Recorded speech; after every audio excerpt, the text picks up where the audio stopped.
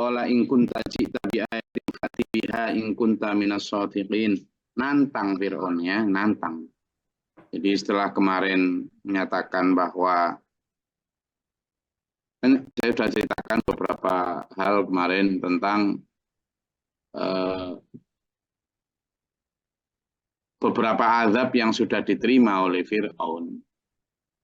Dan seperti biasa mereka berjanji untuk beriman kalau dilepaskan dari azab. Tapi memang kata Allah, banyak orang-orang sejak dulu itu bukan orang yang suka menepati janji, orang-orang yang suka mengingkari janji. Di situ itu Allah wajadna li aktsari min abdin. Jadi kami japati mereka sebagian besar itu bukan orang yang suka menepati janji, tapi justru orang yang suka mengingkari janjinya. Sejak dulu termasuk Fir'aun. Nah, Fir'aun ini juga begitu. Dia merasa bahwa ketika ada banjir darah, semua air di negeri itu menjadi darah, maka Musa tolong hilangkan bala ini, nanti kami akan iman padamu dan kamu boleh pergi sama Bani Israilmu. Nah, darah dihilangkan, tidak beriman juga. Ada azab lagi berupa belalang menghancurkan seluruh pertanian. Musa, tolong dong, disingkirkan ini belalang. Nanti kami beriman, kamu juga boleh pergi sama Bani Israilmu. Belalang hilang? Enggak juga. Ketika kemudian kodok jadi balak, azab, orang setiap nggak berani mangap aja loh, nggak berani karena dimasuki kodok. Musa, tolong dong, kali ini benar-benar kami akan beriman. Hilangkan dulu, nanti kamu juga boleh pergi sama Bani Israel. Kodok hilang, nggak beriman. Nah kok nggak jadi beriman kamu, Fir'aun? Oh itu semua sihir kamu kok. Sama dengan ini. Jadi ketika Rasul Musa sudah berkata, qad ji'tukum bibayyinatin min rabbikum. Sudah datang loh ya aku dengan berbagai bukti kebenaran dari Tuhan.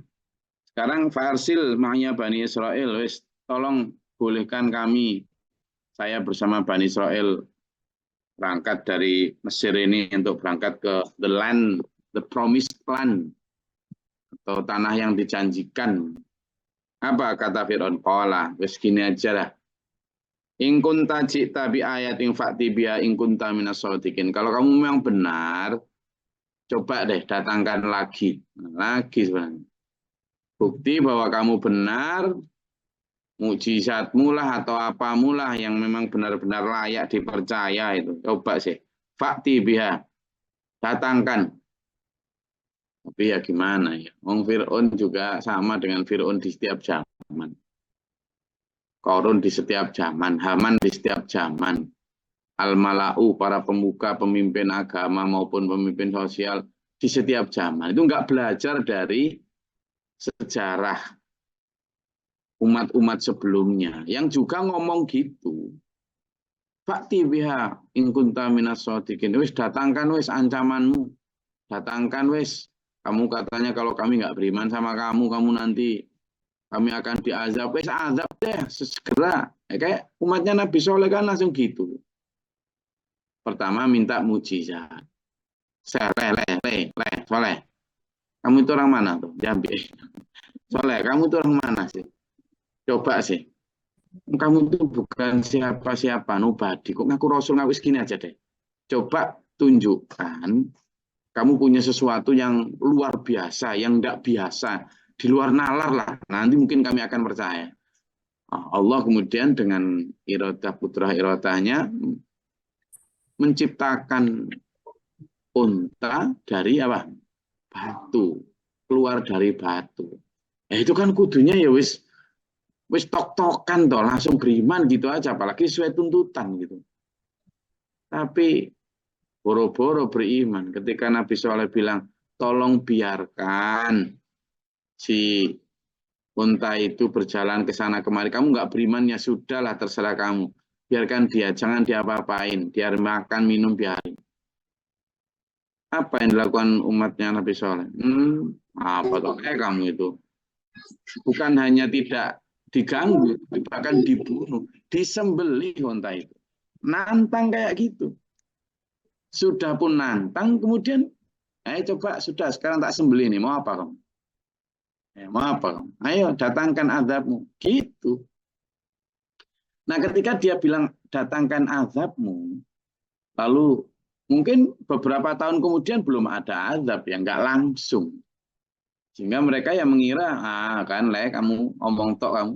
Sama dengan ketika Nabi Nuh mengancam akan ada azab, ternyata baru 40 tahun kemudian kan datangnya azab itu. Ya selama kurun belum datang itu ya makin durhaka umat itu. Merasa bahwa tidak ada bukti ancaman itu. Nah, ternyata kemudian ada betul ancaman itu meskipun ada jeda waktu. Nah, yang kejadian-kejadian semacam ini tidak diambil pelajaran oleh umat sesudahnya. Termasuk Fir'aun dalam ayat ini. Apalagi Fir'aun. Bukan hanya tentang sesuatu yang sifatnya lebih lama dulu. Tidak, barusan dia menyadari, mengalami sendiri kok. Mulai dari darah, mulai dari belalang sampai kodok. Dialami sendiri. Tapi toh begitu masih ngancam, masih nantang-nantang. Fakti biha. In kunta minas shodiqin. Terus coba deh datangkan kalau kamu memang benar-benar orang-orang yang benar. Maka Nabi Musa sudah diajarin oleh Allah sebelum menemui si Fir'aun ini. Nanti kalau kamu ketemu Fir'aun, alqi bi'asok. Kata Allah, lemparkan tongkatmu. Maka fa'alqa. Maka Musa kemudian melemparkan asahu tongkatnya. Rasulullah Musa tidak tahu nanti itu gimana, jadi apa. Bukan kok kemudian dengan jampi-jampi, hong wilaheng, songkreng. Oh, Mbah Nyai Blorong, Mbah Nyai, apa lagi? Oh, Dewa, Dewi, Dewa, Dawa. Tidak ada mas begitu. Ya diperintahkan Allah melalui firman-Nya, melalui wahyunya, lemparkan tongkatmu Musa. Nabi Musa ya taat gitu aja, nggak tahu nanti gimana. Maka fa'alqahu asa fa'alqa asahu fa'idha ya thu'banum mubin. Maka ujuk-ujuk tiba-tiba mak dedunduk suddenly gitu. Ya kan? Maka fa'idha itu tiba-tiba. Tongkat itu oleh Allah dirubah menjadi ular yang sangat besar. Nah, ular ini mungkin ya bukan hanya sebesar anaconda ya. Mungkin sebesar titanoboa. Titanoboa itu ular purba ya. Ular purba itu konon panjangnya sampai 35-40 meter. Besarnya itu sebesar drum gitu. Nah, ini baru ular beneran ini. Mantap kalau ketemu ular ini ya kan. Nah, ini ularnya Nabi Musa. Ular ini konon sudah diciptakan Allah ketika Nabi Musa masih bayi. Nabi Musa masih bayi, ini adalah dalam salah satu kitab diceritakan. Nabi Musa ketika masih bayi, itu kan sama ibunya, itu kan diselamatkan. Karena memang waktu itu Fir'aun kan mau membunuh seluruh bayi Israel. Nah, Nabi Musa ini mau dibunuh itu, kemudian dihanyutkan di sungai Nil. Di sungai Nil. Padahal jangankan kok bayi dihanyutkan. Orang berenang di sungai Nil yang tidak berani. Buaya yang terkenal paling ganas, paling besar ukurannya maupun paling ganas, itu buaya sungai Nil loh. Itu benar. Nah, saat itu memang bayi yang ditaruh di atas keranjang oleh ibunya ini dialirkan dihanyutkan ke sungai Nil. Nah, waktu itu konon ada satu cerita itu sudah didekati oleh buaya. Nah, ternyata atas kuasa Allah, ternyata si keranjang ini dijaga oleh ular yang sangat besar sekali. Mungkin ular itu makhluk yang diciptakan Allah yang juga menjadi makhluk yang merubah perubahan dari tongkatnya Nabi Musa wallahu alam ya. Jadi menjadi thu'banum mubin. Sudah, begitu jadi ular yang sangat besar. Kemudian yang kedua juga wa naza'a yadahu fa idza hiya baydha'u lin-nadhirin. Ya.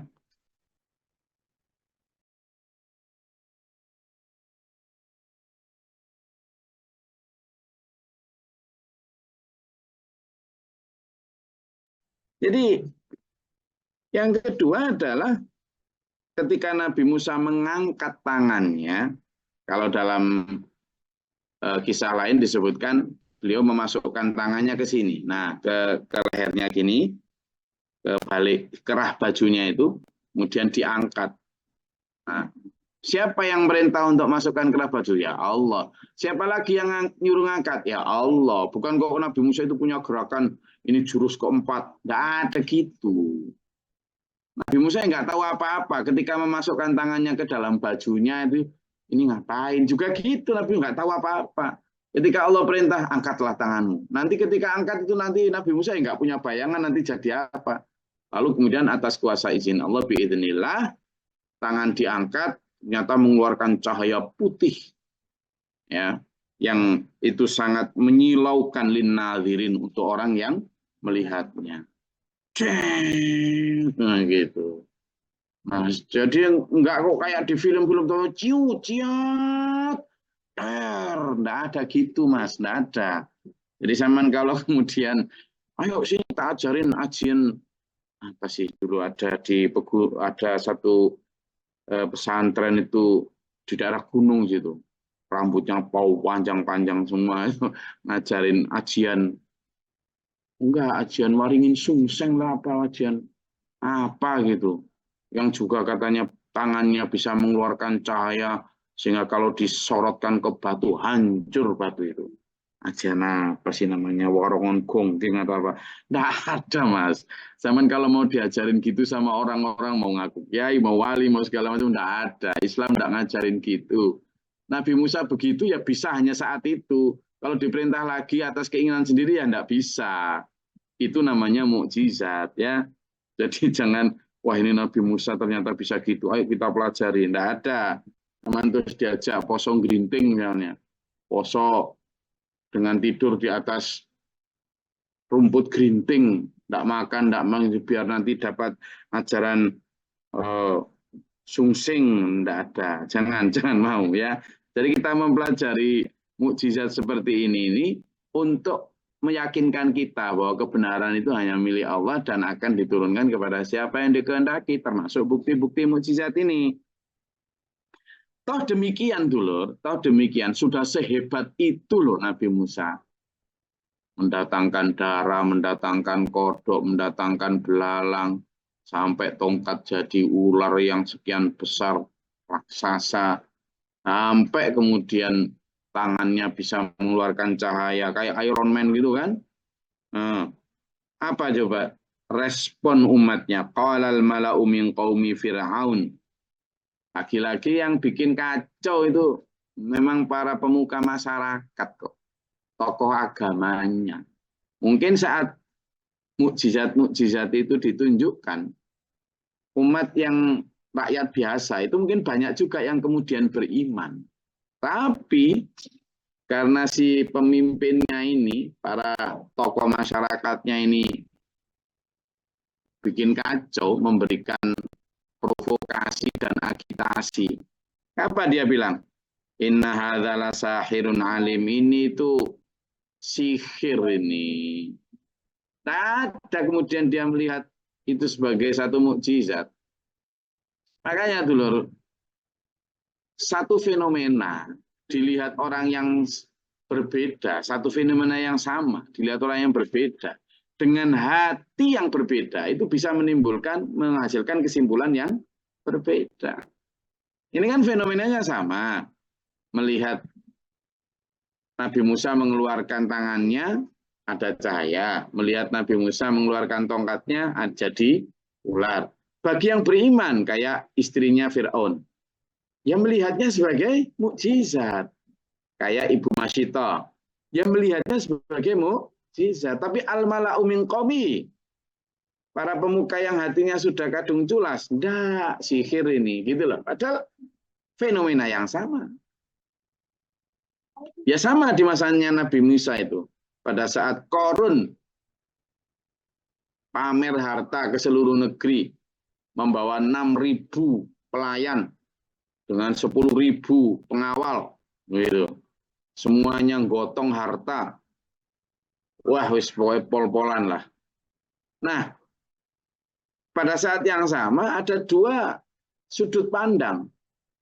Orang-orang yang hatinya masih terikat dan cinta dunia, wagum, andaikan, ya laitana. Nah, itu. Mau dia korun, kita diberikan apa yang diberikan kayak korun itu. Dia benar-benar orang yang diberkahi. Itu. Bagi orang yang hatinya masih terikat dan cinta dunia.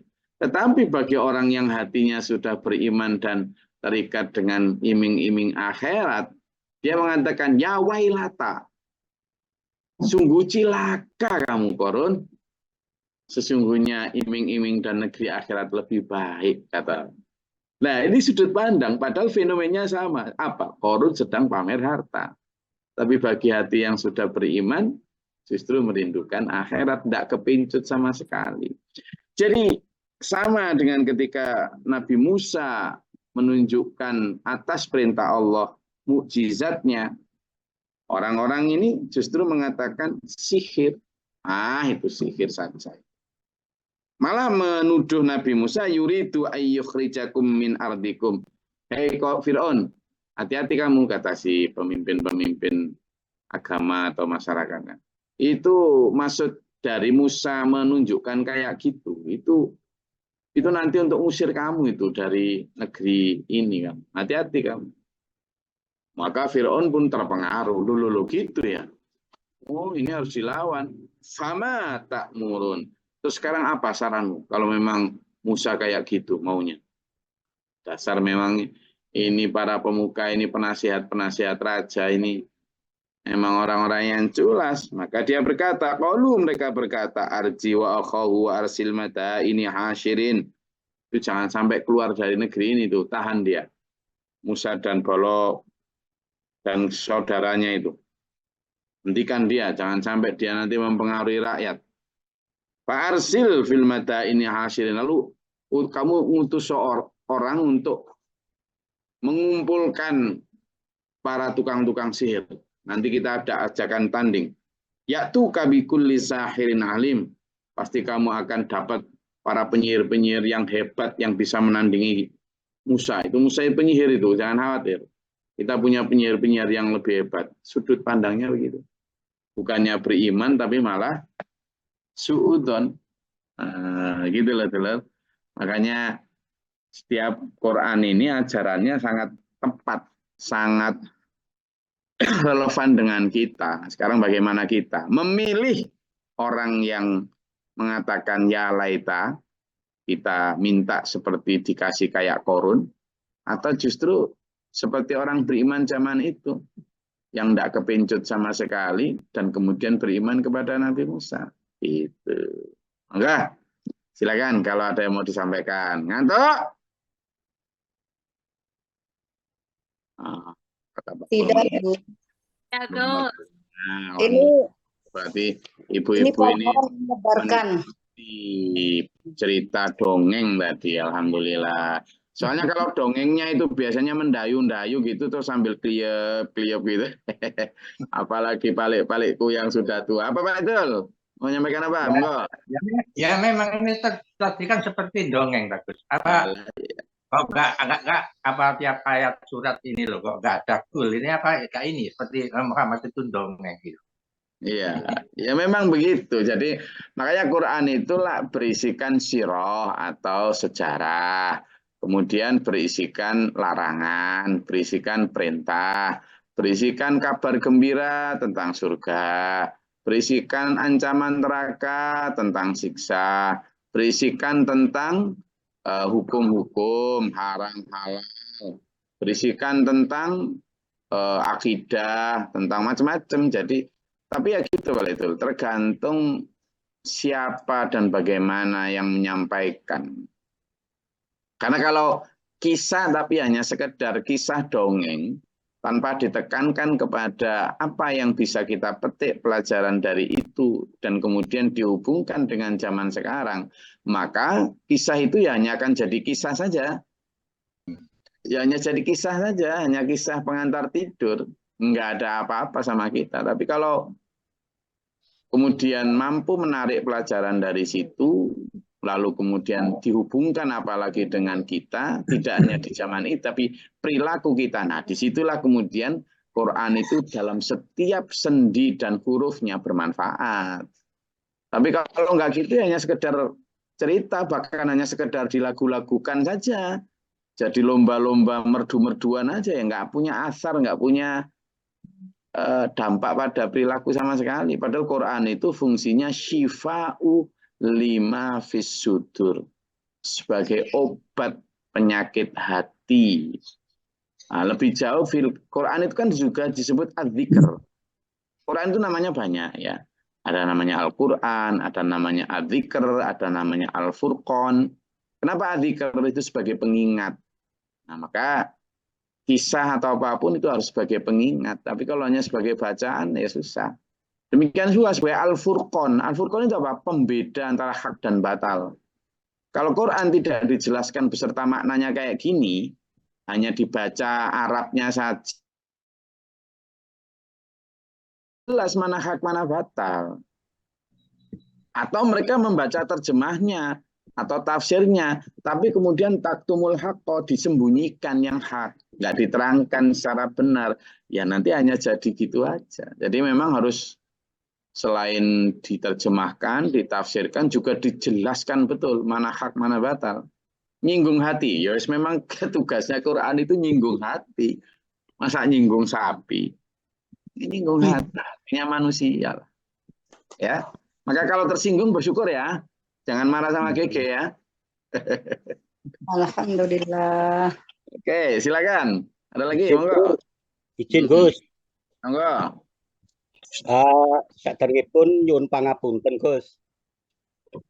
Berdasarkan ungkapan sejarah para nabi, di mana Nabi Nuh itu kan tenggelam semua, menurut sejarah para nabi. Nah, yang saya tanyakan, munculnya Fir'aun itu mulai dari nabi siapa Gus? Terima kasih, mohon penjelasannya. Terima kasih Gus. Ya, jadi Fir'aun itu gelar ya. Fir'aun itu gelar. Kalau orang Latin itu menyebut sebagai Ramses. Ramses gitu. Ramses itu ada Ramses 1, Ramses 2, Ramses 3, Ramses 4 sampai sekian. Fir'aun juga gitu, itu Fir'aun 1, Fir'aun 2 ya. Kayak misalnya kalau raja-raja ya, Amangkurat 1, Amangkurat 2, itu kan maksudnya gelar yang diberikan raja yang turun-temurun. Atau Hamengkubuwono 1, saya tidak menyamakan Hamengkubuwono dengan Fir'aun, enggak loh ya, itu hanya penamaan, enggak ya, jangan disalahartikan nanti. Nah, di Fir'aun juga gitu, kayak misalnya Raja Kaisar gitu juga gitu. Parao, ada yang nyebut Parao juga. Parao 1, Parao 2. Nah, yang bersamaan dengan Nabi Musa itu kalau nggak salah Fir'aun keempat apa keenam gitu loh. Itu, jadi Raja Mesir yang keempat atau keenam gitu. Itu yang sampai, sehingga Fir'aun itu ada turun-temurun, namanya si Fir'aun yang bersamaan dengan Nabi Musa itu Fir'aun siapa sih namanya? Saya lupa namanya.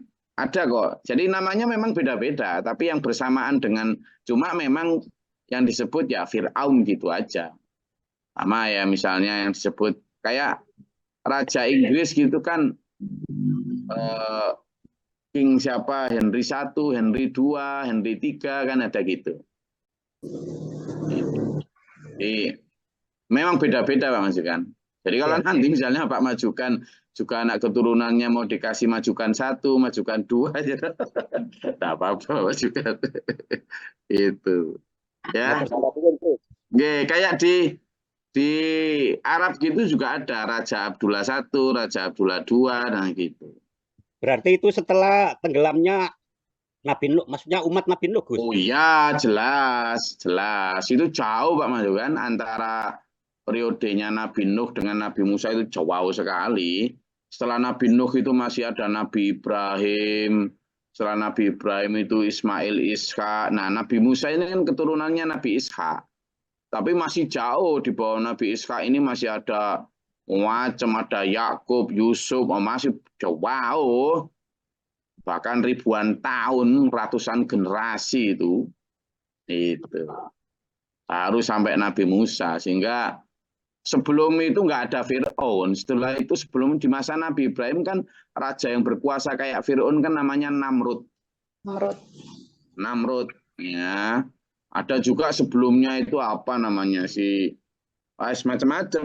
Allah memang mempergilirkan kekuasaan kezoliman itu antar mereka itu macam-macam. Nah, Raja Namrud juga mengaku jadi Tuhan, sama.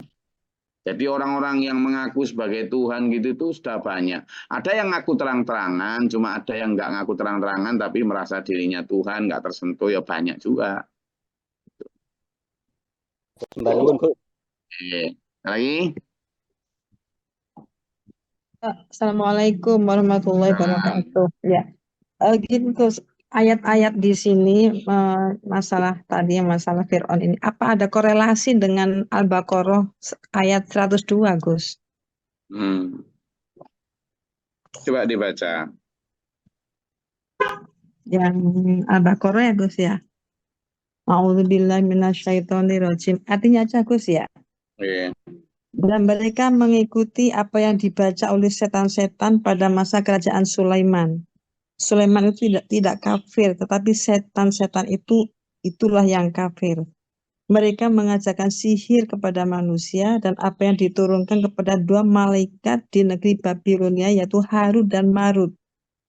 Padahal keduanya tidak mengajarkan sesuatu kepada seseorang sebelum mengatakan, sesungguhnya kami hanyalah cobaan bagimu, sebab itu janganlah kafir. Maka mereka mempelajari dari keduanya apa yang memisahkan antara seorang suami dengan istrinya. Mereka tidak akan dapat mencelakakan seseorang dengan sihirnya kecuali dengan izin Allah. Mereka mempelajari sesuatu yang mencelakakan dan tidak memberi manfaat kepada mereka. Dan sungguh mereka sudah tahu, barang siapa membeli atau menggunakan sihir itu, niscaya tidak akan mendapat keuntungan di akhirat.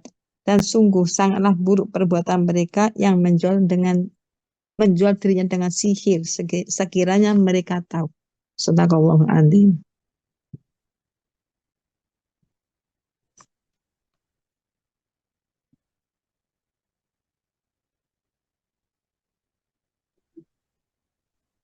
Ya, jadi memang Nabi Sulaiman dan lain sebagainya itu kan konteksnya itu adalah konteks berbeda ya. Jadi ajaran sihir itu bukan hanya dimulai sejak Fir'aun, sudah sejak zaman-zaman sebelumnya. Sejak di zaman-zaman Nabi Ibrahim, Nabi Nuh sudah ada. Memang di masa Nabi Sulaiman itu ada beberapa yang namanya setan Harut Marut itu ya. Itu ada bahkan yang mengatakan bahwa setan Harut Marut itu sebenarnya adalah malaikat yang diperintah Allah untuk menguji manusia. Makanya di situ disampaikan bahwa satu di antara yang diajarkan itu adalah bagaimana memisahkan laki perempuan. Tapi dia sudah mengatakan, pertama, jangan ikuti ajaran ini loh ya, gitu dia. Karena kamu nanti mengikuti ini, nanti tersesat kamu. Tapi saya memang diperintahkan Allah menguji kalian. Nah yang kedua, Allah juga sudah berfirman, dan kamu tidak mungkin bisa terpengaruh oleh itu kalau kamu itu beriman. Jadi memang sihir maupun apapun itu ada. Dan itu merupakan ujian bagi kita untuk pertama tidak mengikuti, karena itu jelas-jelas dari jin. Yang kedua, agar kita tetap bergantung kepada Allah. Jangan bergantung kepada hal-hal yang demikian ya. Itu ajaran sudah berubah, bukan hanya sejak Nabi Sulaiman. Sebelum-belumnya juga sudah memang ada. Cuma memang ya diajarkan secara turun-menurun itu. Dan sampai hari ini Bani Israel atau Yahudi itu banyak yang mempelajari itu. Nah, cuma sayangnya orang Islam juga kadang ngikut-ngikut. Ya. Oke, ada lagi? Termasuk sihir. Terima kasih. Terima kasih. Gimana, Bu Rahma? termasuk sihir uang yang menguasai pikiran penguasa. Iya. Memang hipnotis itu ada. Jadi manusia kemudian terhipnotis oleh sistem keuangan, sistem perbankan, sistem apa. Itu juga banyak itu ya. Oke. Nah, nanti kapan lah saya terangkan tentang bagaimana manusia itu disihir oleh sistem ekonomi dunia itu ada juga. Ada lagi? Oke, saya rasa cukup kajian kita pada pagi hari ini, hari Senin. Banyak yang mau berangkat upacara. Jadi, Pak Lekjul mau upacara, Pak Lekjul? Kang. Alhamdulillah mobilnya sudah bagus jadi Gus. Wes, nanti kirim ke Bali. Di Bali soalnya nggak ada sawit yang bisa ditubruk, sehingga nanti aman kayaknya itu. Wes, nanti kirim ke Bali. Matur suwun, terima kasih. Mudah-mudahan bermanfaat dan berfaedah. Allah merahmati kita, menuntun kita dalam siratal mustaqim. Ila akhirih amin. Allahumma sholli wa sallim barik ala sayyidina. Allahumma fil lil mu'minin wal mu'minat wal muslimat al ahya. Allahumma hdina fi man hadayt wa afina fi man afayt wa lana fi man tawallayt wa barik lana fi ma atayt wa qina syarra ma qadayt fa innaka taqdi wa la yuqda. Astaghfiruka wa atubu ilaika wa assalamu alaikum. Allahumma daf'ana al bala wal waba wa qadal hasdina min al-kadun syamku para pananatina wa lina syarri. Rabbana wa la taj'alna fi qawmin zalimin Allahumma arfa'na darajatana. Rabbana man faktubna ma syahidin Rabbana la tuzigh qulubana ba'da idh hadaytana. Rabbana waj'alna muslimina laka wa min dhurriyyatina ummatan muslimatan laka wa arina nasrana. Yadatul qadil amtar wa yadatul rahman sar wa yadatul mibli haruf wa qailan jabra. Allahumma fatiri samawati wal alimul ghaibi wa syahadati rabbal kulli man tashhadu. A'udzu billahi min syarril bala wal wabaa darki syaqwa summa syamadatil anda Allahumma salli ala huda wa taqwa wa Allahumma afriq lana sabra sabit imana wa hasanah tafirin rabbana atina fid dunya hasanah wa fil akhirati hasanah wa qina adzabannar wa fil wal akhirati nuzulina. Subhana rabbika rabbil izzati amma yasifun wa salamun alal Alhamdulillahi rabbil alamin. Wassalamualaikum warahmatullahi wabarakatuh.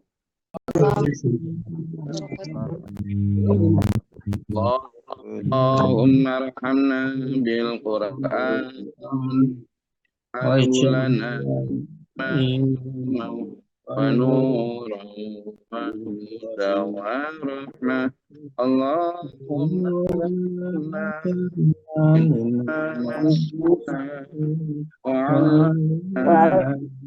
ma jahilna